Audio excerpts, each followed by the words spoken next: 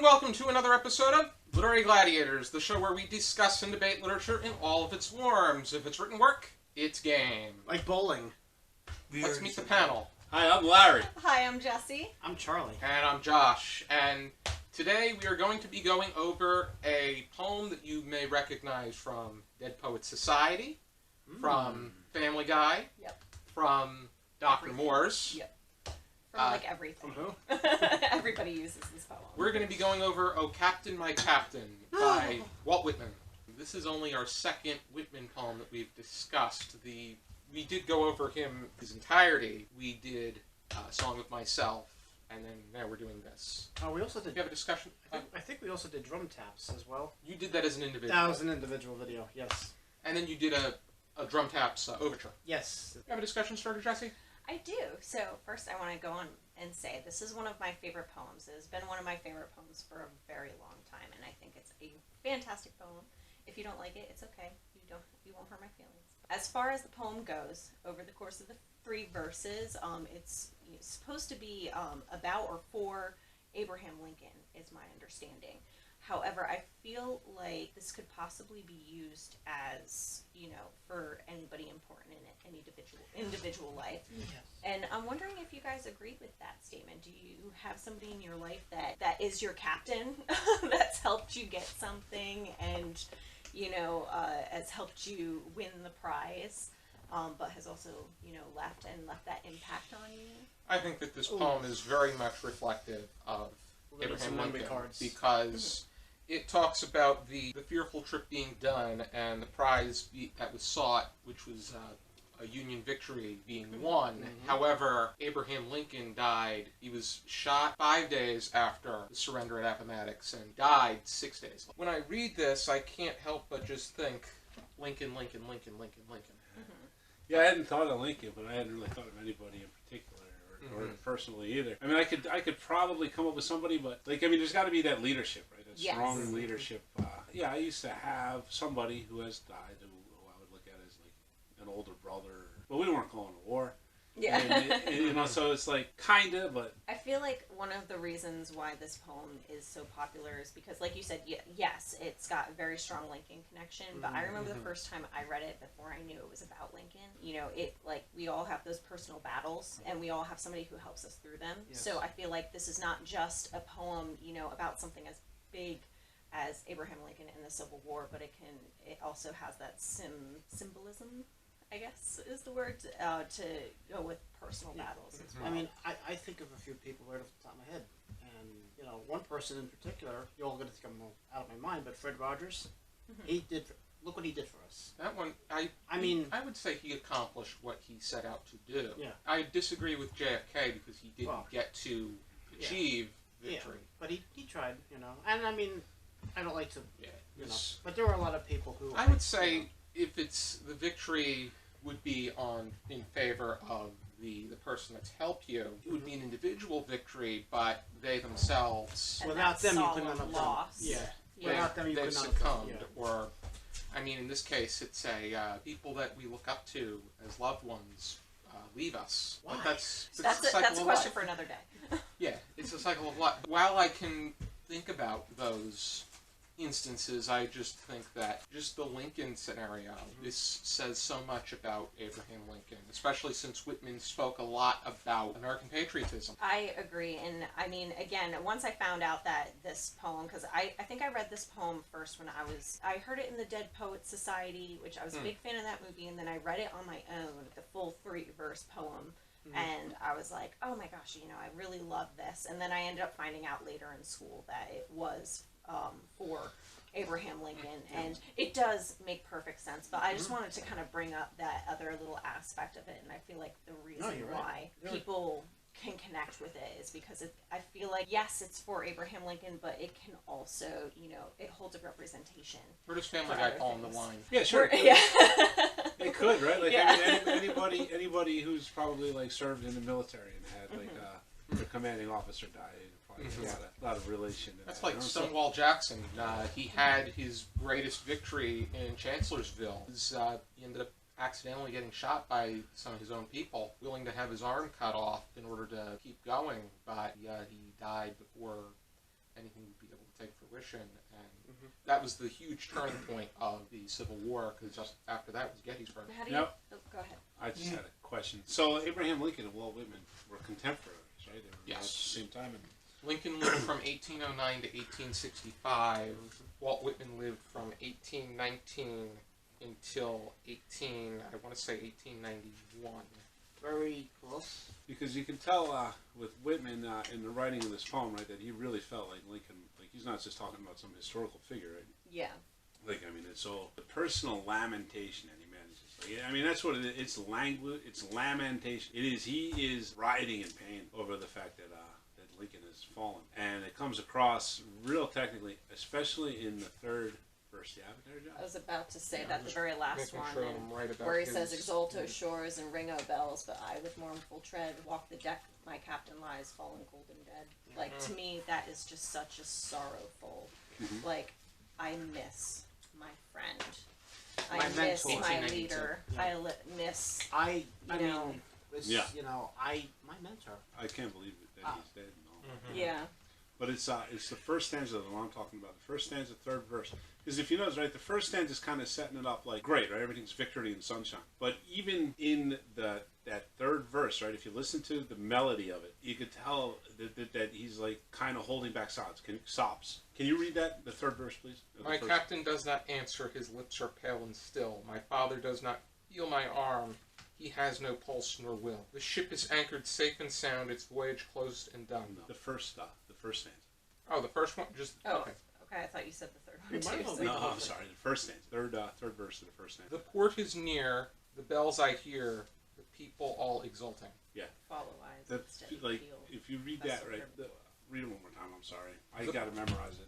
The port is near, the bells I hear, the people all exulting. Yeah, the port is near, the bells I hear, the people all exalting, right? Like, just the way that exalting comes out of the like it's out of place. It seems out of place. You know what I'm? I know what you're saying. Where Somewhat. it's he's just explaining how everybody's so happy, and then his eyes are followed on the deck, like to his captain, his Yeah. father. Like, we've done it. Oh, Shoot. wait, and he's on the ground, and like you're saying, it's like, how can all of you be happy when I'm so sad? Right. That, yeah, I get what you're I mean, saying. There's just such pain in it. Like, I mean, Yes. you feel it. And even though, like, he's talking about exalting, right, which is something that should be up because of the way that it's at the end of that verse. It's like exalting. It almost sounds like, I know what you mean. Where it should be up, but instead it's down. yeah, In the morning, you know, it's like, I'm sad. Oh, that's okay. You'll all be happy. It's That's just the fine. whole, I'm just going to be it's sad. a general idea of war, only in instances, many of the more recent instances, it's the common people, the soldiers, that lay dead, as opposed to the generals and the leaders. Admirals, yeah. If you have Death is brass, still death. yeah. No, And someone being affected to the point that they're gone, is that really a victory? and like I said, if you have brass, you're not going to be on the battlefield often. Now, I could be wrong. I could be completely wrong, but usually, And I think actually that's what kind of the point of Exactly. the poem is that Yeah. it's, you know, he was president. Right. He wasn't on the battlefields Right. for the most part. Mhm. And so that's the other thing that's like, you know, the war is over. Yeah. We are happy that our Yes. leader is gone. right. The reason why the war is or why the war is mostly over and It's- our yeah. leader is gone. Yeah. And so that's the other thing that brings, you know, like you said, pain and sorrow to it. Is you want to be happy but can't because someone close to you is gone. And I can relate many times. One of them that was most profound. I'm not just going to go out on the record and say early this year, my mentor passed away. He was the man who taught me to play the drums. And not only was he a drum teacher, but he was a mentor. And the whole house full of drums. I'm not going to go into it. I'm not. But like I said, let's put it this way. I almost had to go to the hospital because I couldn't contain myself. I was destroyed. To say I was destroyed is putting it nicely. Now, I'm not saying I had to go to the hospital. I just, we can edit some of that shit out. But I was torn to pieces. This is someone who taught me how to play the drums, and I don't want to. I'm not going to go on a tangent. But like I said, I know where we're You coming can from. relate And this is to very that close. sorrow. Right now, I feel like going off camera and eating some cookies, and that's not going to do it. thing right now. Now, So- what did you guys think about the imagery Hence that the he chose drumsticks. to use? I think that he succeeded as far as the details and the way that he had it organized is concerned. I think you could definitely feel that you were in the moment and you could see things taking. I like that he chose, to represent the war as a voyage on a ship, and the president as the captain. And I thought that was very perfect kind of portrayal, because war is, a journey. To get from one point to another, and even though it's not necessarily a distance, it's to accomplish something, resolve a conflict, and get through. And Abraham Lincoln meant a lot to a lot of people. Yeah. Yeah, and that comes through. That comes through really well. It's Because the technical genius. I hadn't read it before until yesterday when I was getting ready for the show. And I gotta say, I'm astounded by the fact that somebody was capable of doing something like that. I mean, it's an absolute masterpiece, and the technical, just genius, technical genius. I think it's rather appropriate that we are also discussing this poem about Abraham Lincoln on Juneteenth.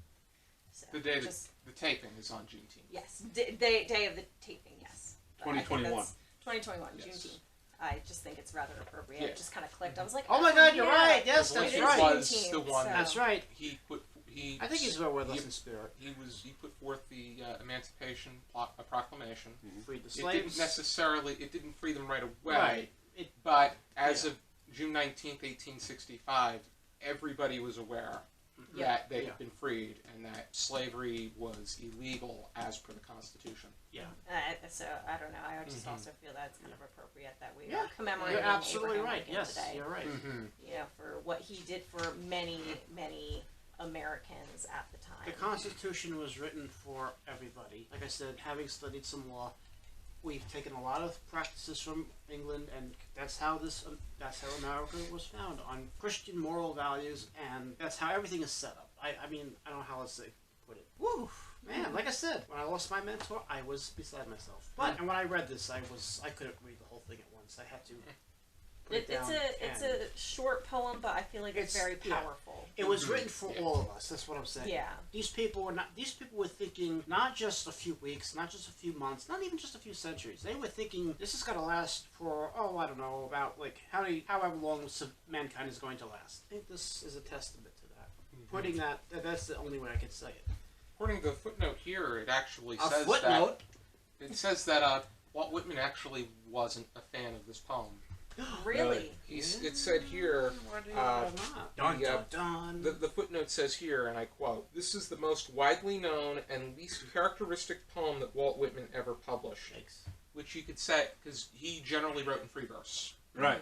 It appeared first in the New York Saturday Press, November 4th, 1865. Next in the Drum Taps sequel. And then, with several revisions, in The Passage to India of 1871 and 1876. It was returned to Drum Taps with no further changes in 1881. Manuscript readings, put together by Feinberg, show much reworking, and to Trouble, the poet confessed that he did not feel at ease with its regularity of form in stanza, meter, and rhyme. He also expressed humorous irritation that the poem had succeeded with the public as his other poems had not. I'm almost sorry I ever wrote the poem. That is such a shame, because I don't know.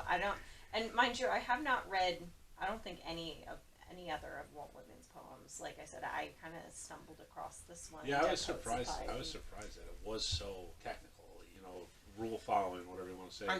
I think that there are moments where it makes sense for them to take that direction, and it's not up to the writer themselves to determine what their legacy is. It's up to the general public, the readers, to determine which of his poems is of the best quality. And I think as us as the general readers, this poem definitely stands the test of time. I was going to say, and I, for one, am very happy that he did write it. And had it published. Yes. A lot of people are.